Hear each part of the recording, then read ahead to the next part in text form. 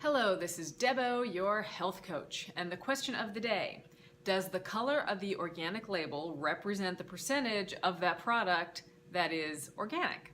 Now, to answer that question, I will say that there are several different organic labels out there, but there is only one that relates directly to foods, and that is the USDA Organic Seal, and that seal is really your best assurance of organic quality. And I will show you, I have some examples, so I will show you what I mean by a couple different colors of the organic seal. But when you are thinking of organic foods, there are different classifications of organic.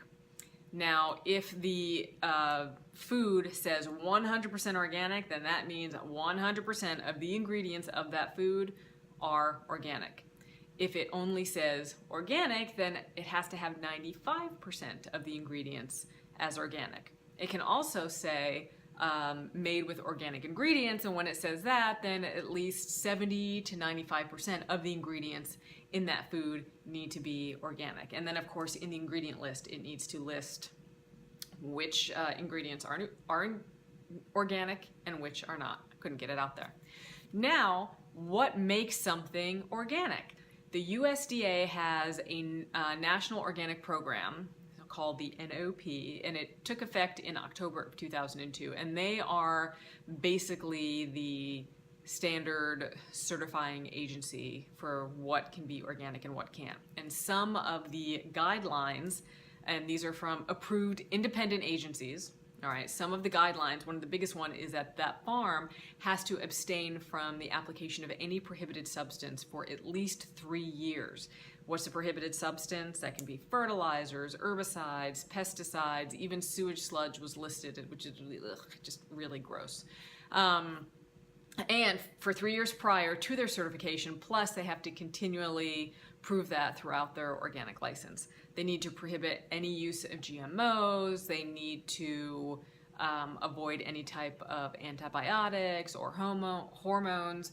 Their livestock needs to be able to have free access to the outdoors so they can graze in a pasture, and not be in these crowded, pens.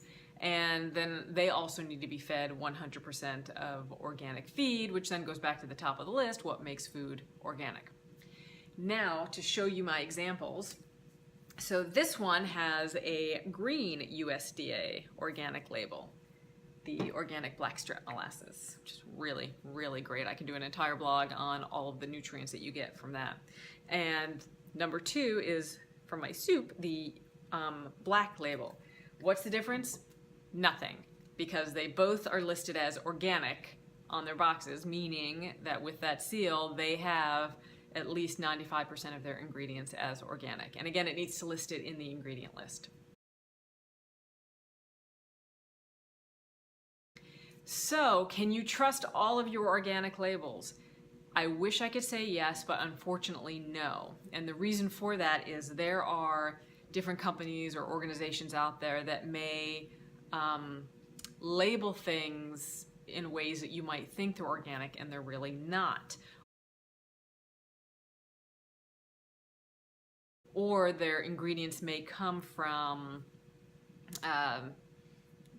different countries where we don't have any access to prove whether it's organic or not.